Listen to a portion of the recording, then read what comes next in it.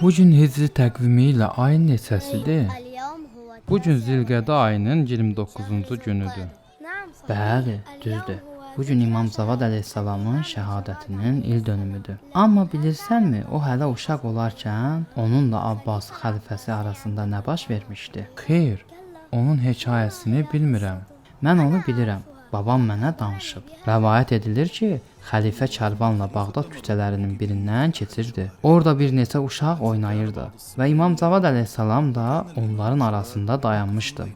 Uşaqlar xəlifənin karvanını görən kimi qaçdılar. Amma İmam Cavad yerində qaldı.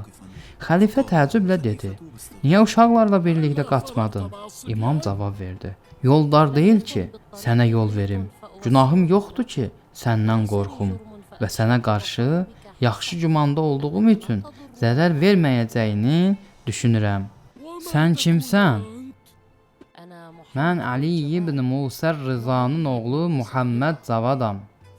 Xəlifə dərhal başa düşdü ki, bu uşaq imamdır. İmam Muhammed Cavad əleyhissalam çox kiçik yaşda olsa da, böyüklər kimi hikmətlə danışırdı. Rəvayət olunur ki, xəlifə alimlərini topladı və onlardan imamla mübahisə etmələrini istədi. Alimlər arasında ən məşhuru Yəhya ibn Əqsəm idi. O imama bir sual verdi. Amma imam o sualı yüzlərlə fərqli məsələyə bölərək dəqiq şəkildə cavablandırdı. Bunu görən xəlifə dedi: "Aranızda bu cavabı bu qədər dəqiq verən və ya da verilən sualı bu qədər təfərrüatlı ilə yanaşan varmı? Bu uşaq kimdir axı?" Bəs imam necə şəhid oldu? Xəlifə Mu'təsimin əmri ilə imamın xanımı iftar süfrəsində ona zəhər qatılmış şirə verdi. İmam isti bir oruc gününün ardınca bu içkini içdi.